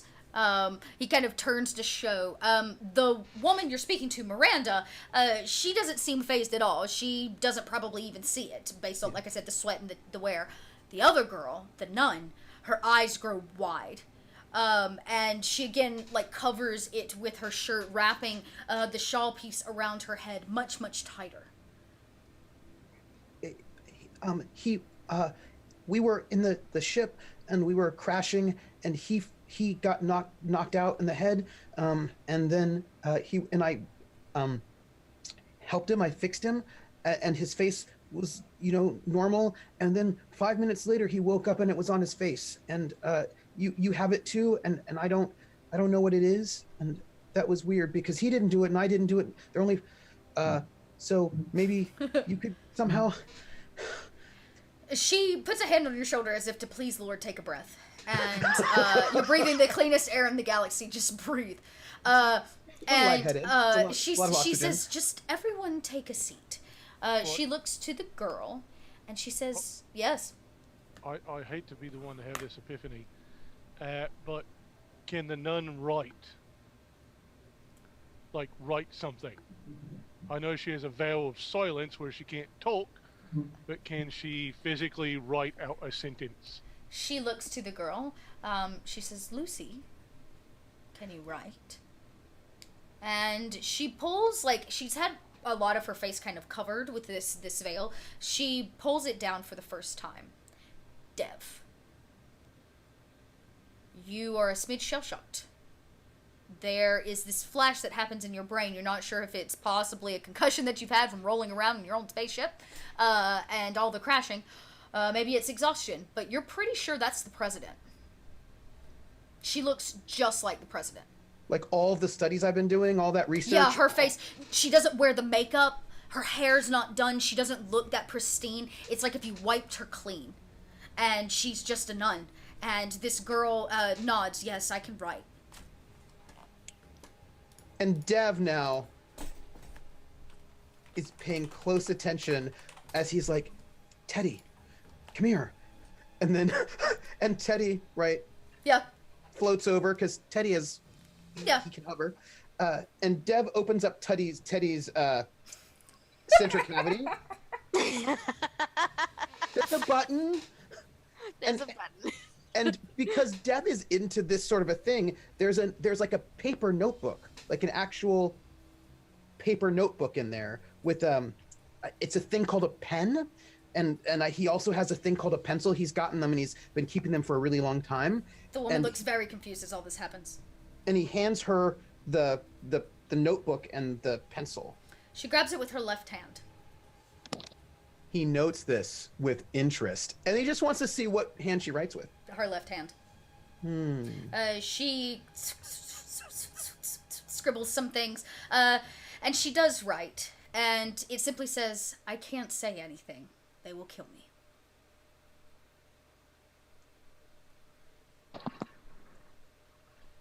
And Dev looks at her, because he rarely makes eye contact, but he sort of brings himself to make eye contact with her. And he says, and then he looks away and he looks at his sister, and then at Janice, and then at Hanovi.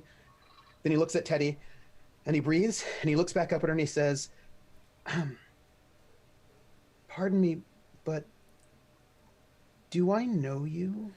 She kind of pulls it back up over her face a little bit and holds it there. Her eyes immediately dart to the ground. She does not want to make eye contact. She simply writes no. And then he says, "Oh, my mistake." And then he goes to the notebook, and he just writes down on the notebook for her to see, but for no one else to hear.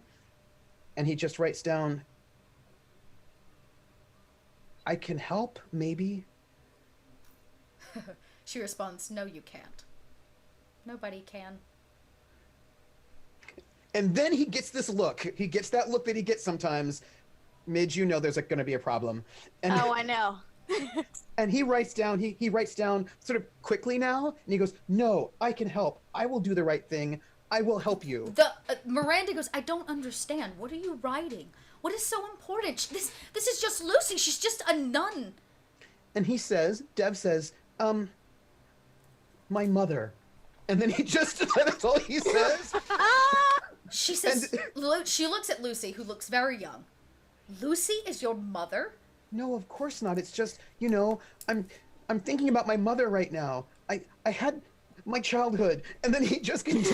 I had my childhood. The woman looks perplexed. What are Janice and Hanover? Are you guys doing anything while all this is going on? Deb's trying to lie, but he can't really lie, so he's just like words that may deflect suspicion, but he doesn't know.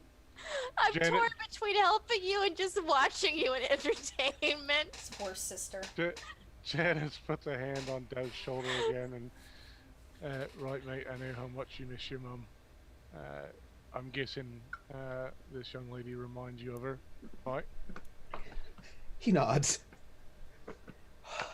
He told me the story of how she was always trying to hide from something in her life, and how, hiding from that was the only thing that would keep her alive. I assume that's why you're taking so much sympathy with this young lady. They have the same hair color. And I don't know what hair color this Lucy has, but Dev has blue hair, but as does Midge. Her hair is covered, so you wouldn't actually know. Yeah. There, off in the distance, after this, is this gong, gong. She immediately looks as if she's late. And she quickly grabs the pad from you, and left hand, she scribbles something and hands it back to you. She looks at you with desperate eyes, and she kind of clasps it deep in your hand and squeezes tight as if there's a seriousness behind what she has written down, and she flees from the room. She very quickly leaves, and the woman says, Miranda says, it's her time, her duty. The church calls. Right. I'm moving behind your shoulders to see what she read, by the way.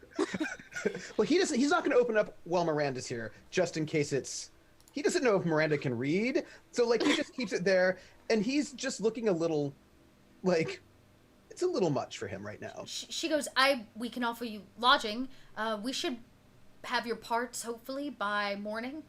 Worst case scenario, we may have a small trip to take. Should we Great. help with the farming? I've never done that before, but I've built things in factories. She says, we have plenty of hands for farming. Why don't you enjoy yourself this evening? And walk the streets. It's a beautiful town. Oh. Are you okay? I'm fine. Okay. Why do you keep asking that as if we are in duress? We came to save you. I know, but He's very thoughtful. He's got Your empathy is... Yes, I can feel it. It permeates from you. But we have lived a very privileged and healthy life. I lean into Hanavi. Right, mate. I think that if we let this young girl go right now, it'll be the last time we ever see her.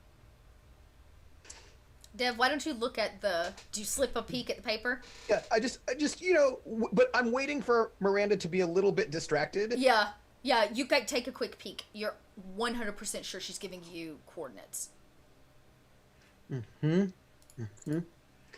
And Dev just sort of looks a little tired because he is, and a little stressed because he is. And he plops down by the food and he goes, I think we should eat. And can we sleep here? Or Oh, of course, yes. She says, I will secure lodging for you. How about, where shall we put you? Oh, yes! We'll put you right down the road. It's called the Silo. It's all the rage. The kids like to convene there in the lower level. And upstairs there are rooms and such. and we can walk around, maybe? I've never seen Please, anything. help yourself. She says if you're really interested, if you go to the far end of town, you can see one of the original ships. Well, what remains of it anyways. Yeah. Yeah, I'd look at Dev like, uh-huh.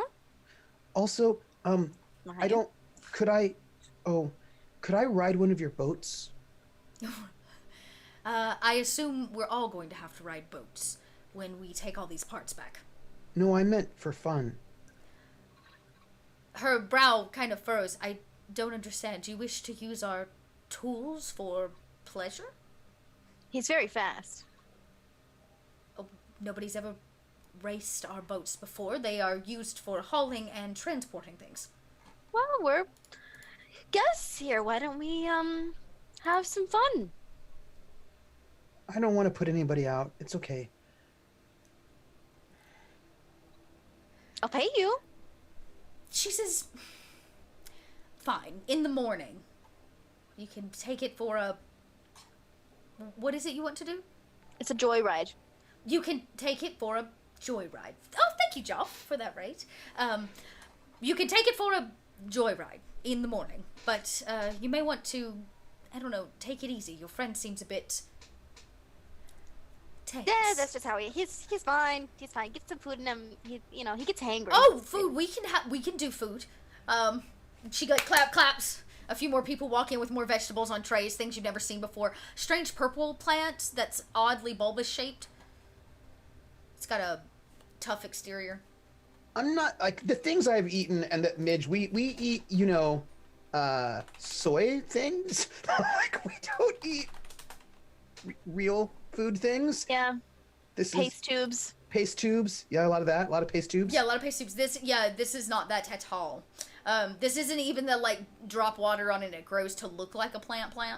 This is the real deal. This is probably what feeds the majority of the space station. And then what's left over gets distributed to plants where they mass produce it or use it as a base to turn a paste and feed thousands more people off of, a crate of vegetables. I say to Dave, right, Dave, I've seen these from some of the high rollers in space stations.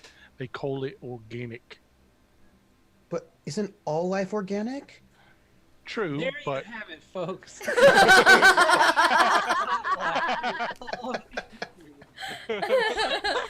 I love it. She says, well, I will leave you.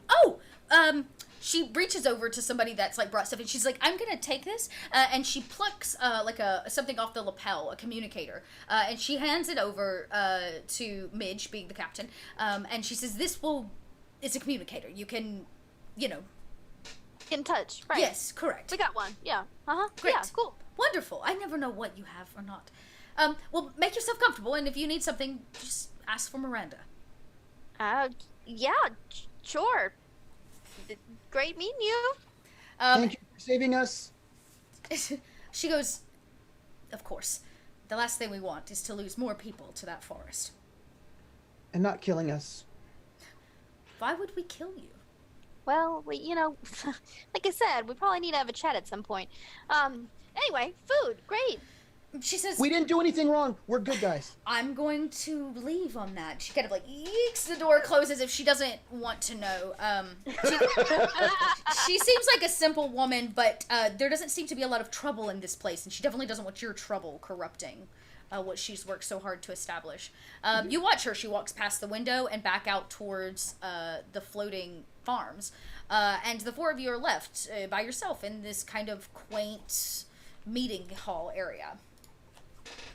What the shit was that, Dev? Come closer.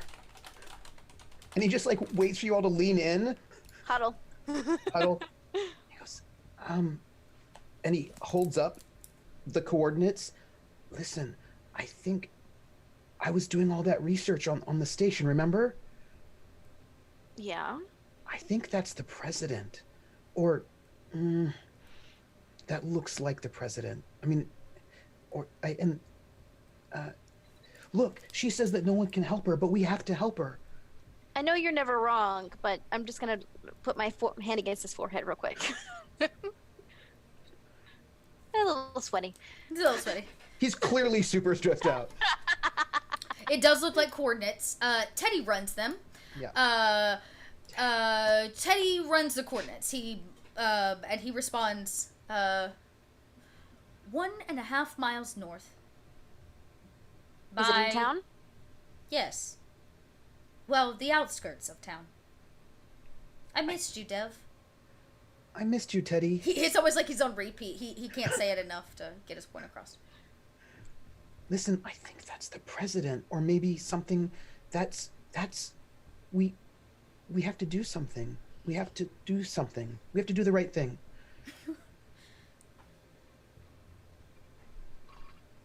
Does Teddy have capability to run the like holograms?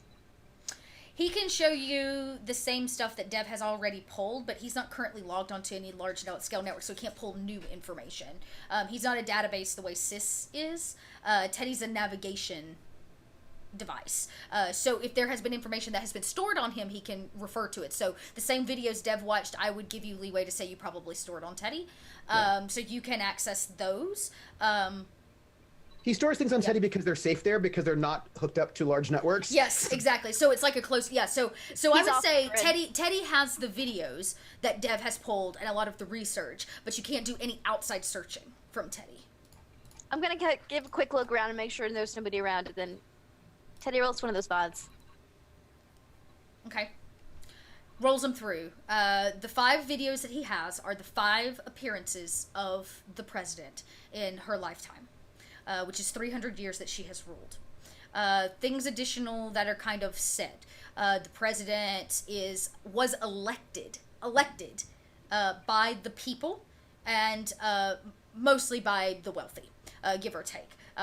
Surprise, surprise. But she was elected pretty much unanimously. She has 5 speeches. Each one of them are of her speeches. Dev, I'm sure, points out that the 4th video, the 4th one, is where she gestures with her left hand, which is out of place from all the other videos where she always gestures with her right. How long ago was that speech? That speech was, so the last one was about 30 years ago. Okay, weird. Much older than that girl looks. Yeah. Does she... question. So, video number 4 was 30 years ago. Video number 5 was how long ago? Actually, it's probably more than that. I would say video number 2 is about 50 years ago. The most recent one's somewhere about 10 or 15. So number 5 is like 15 years ago. Yeah, the one before that's 50. 50. right? 100. The very first announcement that she made was the installation of the government and its arm to keep people safe, and a new code that mercenaries would have to abide by. She did not name it, but that was like the very first major thing that the president did that brought massive stability to these worlds. And she's human. The president's human, correct? And humans don't usually live to 300 years. She's probably got good medicine. Good medicine, bionics. There are 1,000 things in terms of the advancement of the system itself that could be used, but she does not seem to age. Right, looks just like her, but she wasn't 300 years old. Does she look the same age in the videos as she does here in person? Does she always look the same age? Maybe she's not human. Or could be clones. Could be clones, but that's weird. That one number 4 with the left hand. Do you see it, Mr. Hanovi? Sorry, Mr. Hyde. Sorry. And, like, he goes to use your name out loud, and he's clearly embarrassed by it. Mr. Deadeye? We have to save her. I think we at least have to figure out what the fuck's going on. She gave us notes. Let's go meet her. Does it have a time? Does it have a meeting time or just the coordinates? It has a symbol that's not in, I guess you could say, the human language or the common language of humans, but it does represent sundown. How far, like, what time is it now? You guys, you don't know this planet, in terms of how quickly things, I asked Teddy, because Teddy's Teddy's smart. Right. Teddy knows things. Teddy says sunsets in 2 hours and 35 minutes. Mile walk. It's in 18 days. You're like, what? Yeah, you're not on the outskirts anymore. That's on the far end of the galaxy. You're not there yet. Captain? Yeah? Can we eat? Yeah, I'm starving. I sit down and stuff my face, essentially. I know he's already sitting and is like cutting off the parts, the inedible parts of some of these fruits and vegetables with his vibro knife. Yeah. There seems to be some kind of bulbous purple plant, lots of kind of squash type vegetables. There's some root vegetables, and then there's like a tray of these brightly colored fruits. Most of those are really, really soft and very, very sweet. And Deb is gonna watch the worldly people, Hanovi and Janice, to see what they do, and he's gonna copy their eating habits because he's not quite certain what things are edible or not, and he doesn't want to make a fool of himself. I'm eating everything. Yeah, you're not taking it's bites. Like an impressive sight for this, like, 5'2", It's 100-pound woman. Yeah, you're like, you engorging. bite into this this kind of fuzzy plant. The exterior feels almost like flesh as you snap through it, and it's juicy, and it runs down your face, and it's super, super sweet. You've never had a fruit that actually oozed juice. Most of the time they kind of have more of like a solid cardboard feel to them, like an apple. It doesn't have the juices. It runs down your face and you bite into something else. There are these little tiny ones that come on a stem. You pop a bunch of those in your mouth. What are these things? And Deb's a little overwhelmed. He's just trying to do what the other people do. It's all very tasty. Except you get to one that's like an odd yellow color. It's very sour. It makes your face, you bite into it and you're... That one's not as sweet. But Deb likes it.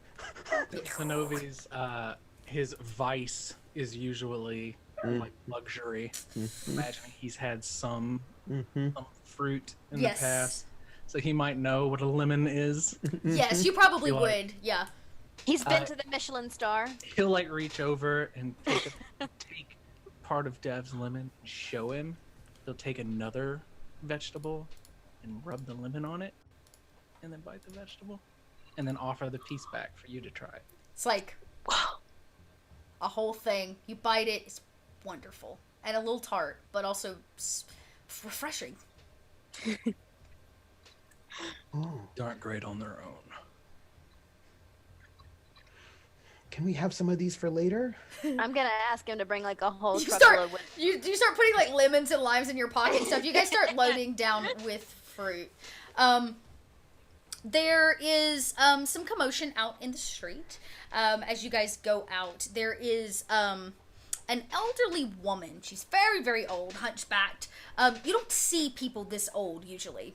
This is often a very harsh environment, but she's old. And she stands across the street and she holds her little like handmade spear, which is far too large for her, up in the air, and she goes, "Get off my lawn!"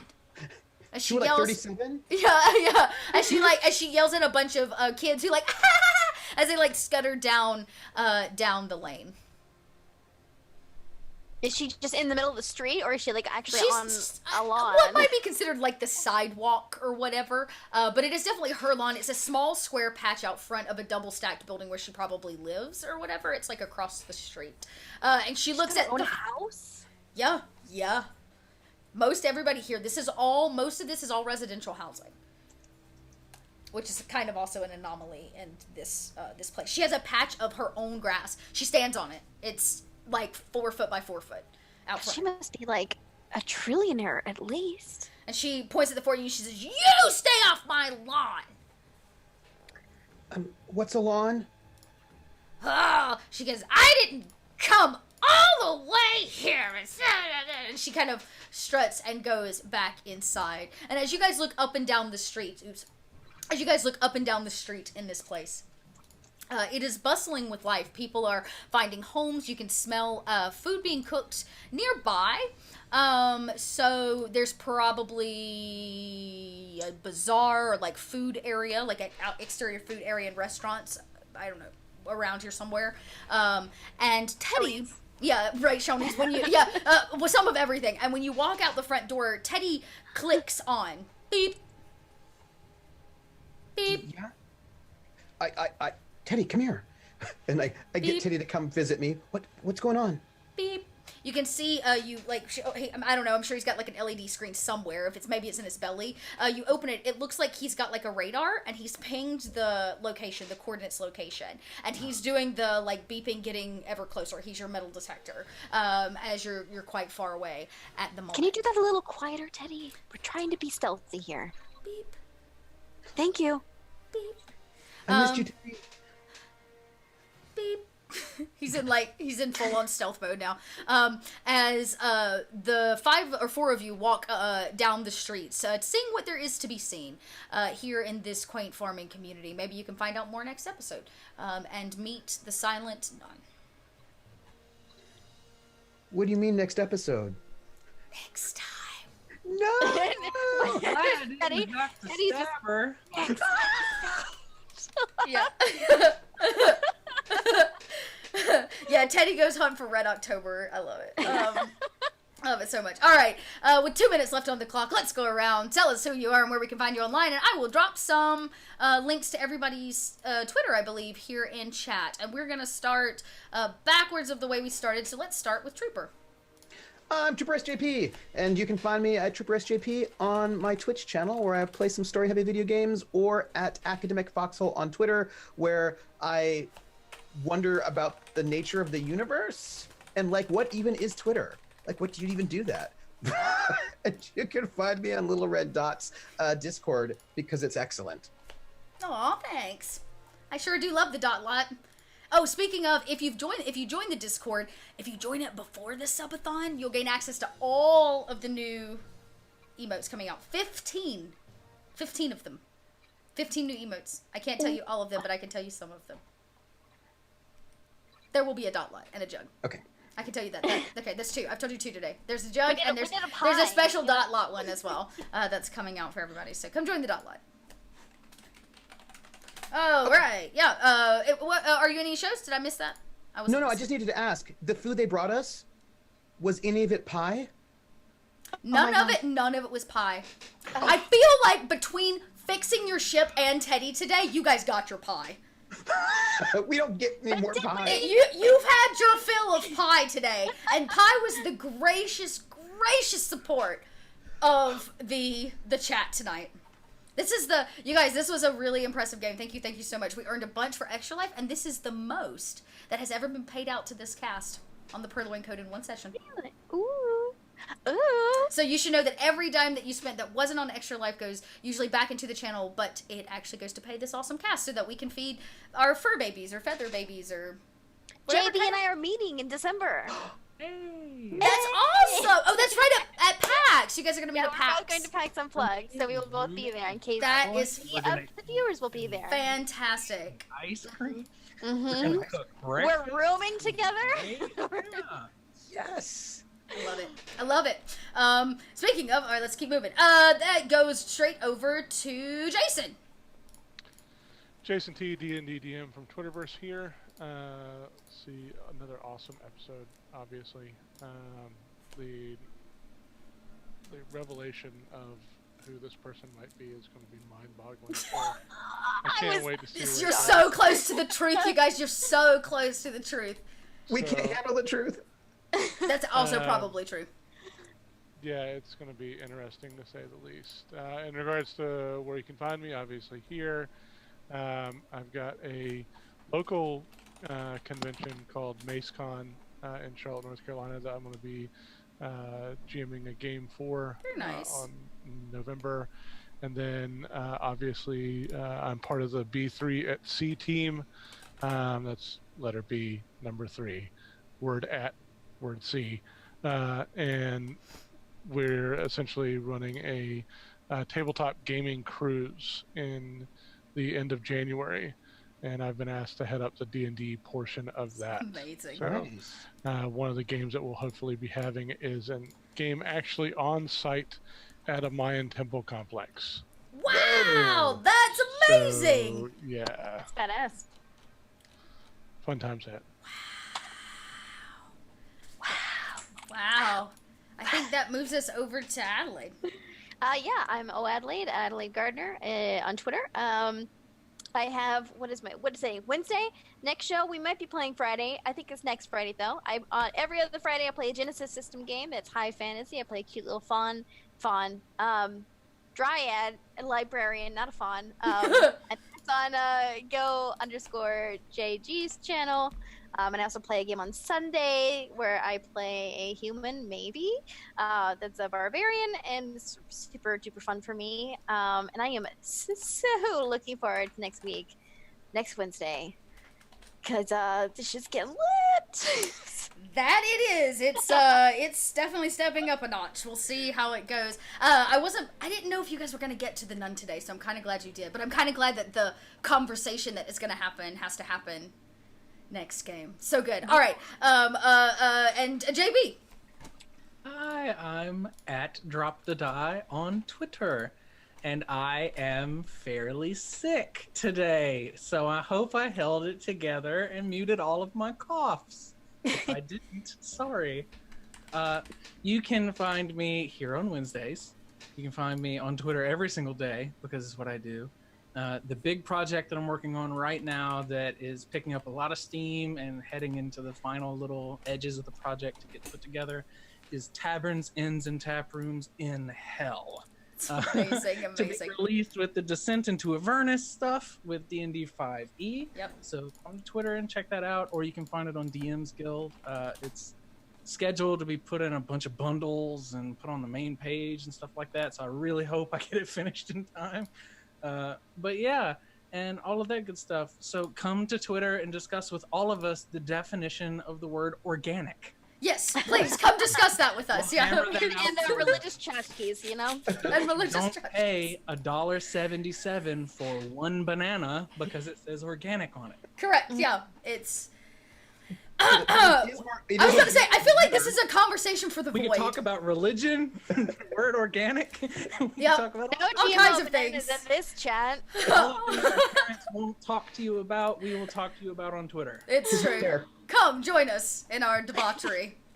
Awesome. And I'm Little Red Dot. Thank you guys so much for coming out tonight. This is finally, like, the story's finally shaping up.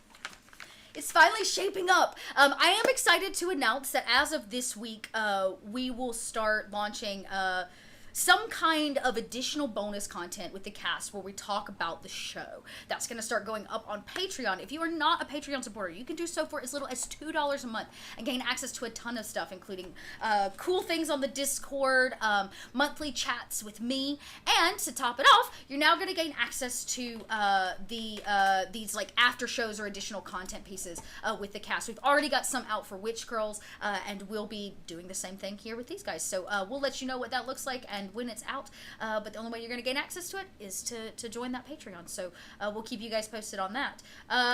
This week, I got so much going on this week. So I'm excited to announce that you can catch me alongside North by Northwest in the very first, Descent into Avernus podcast event that Wizards of the Coast is launching. We are the very first episode with a group of 11. Let me actually see if I can't find that info for you guys. Did you say 11? There are 11 podcasts that are involved. Wow. And so each podcast gets an episode, and North by Northwest is the first one. It's called Podcast into Avernus, and it starts up September 16th, which is that's Monday, I believe, when you can catch the very first episode with us. I actually bring in a character I played on a Wizards of the Coast show like a year and a half ago. It was season 2 of Learn by Play, and I played a character there who was a very low-level monk, and he's making his return many, many years later, a much higher monk, as he travels into hell. So you can check that out and catch it coming on Monday of next week. Tomorrow, I'm over with Unmade Gaming, but I could actually close out my witch game on Margaret Crone's channel tomorrow evening. That would be... When does that start? 10 p.m. Eastern Standard Time. Yeah, so 10 p.m. Eastern Standard Time. It's a late one. So you can catch me there. And then this Saturday is the launch of the new Vampire the Masquerade season over on Roll4Its channel. So come check us out. I'm very excited to be going into season 2.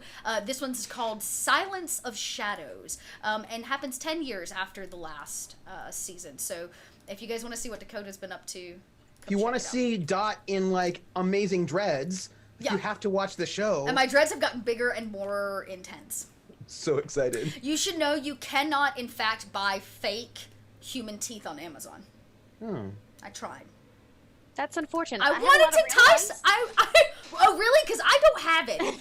I wanted. That was one of the things I wanted to do was tie teeth into her dreads, and I was like, where does one go to find human teeth? Like, you don't just Google that. I mean, you can, but I don't want to be on some watch list. Yeah, I don't want to end up on a watch list. I have a lot of weird, creepy shit in my house. So I thought about making some fake ones. I mean, who's gonna tell? Like, no, in my little tiny screen. But there's $17.50 for a bundle of 50+ loose teeth. Where did you find that? Etsy. Mm-hmm. On Etsy. They're already doing whatever you want on Etsy. Mm-hmm. They're already doing everything you want.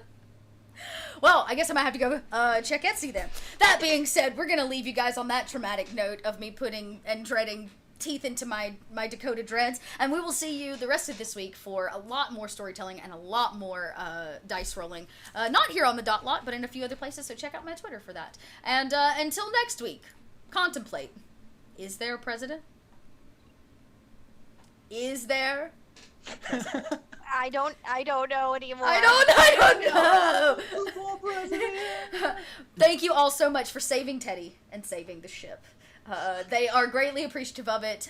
Thank you, and we will see you all next week. Same dot time, same dot channel, I shall say. Till then, bye.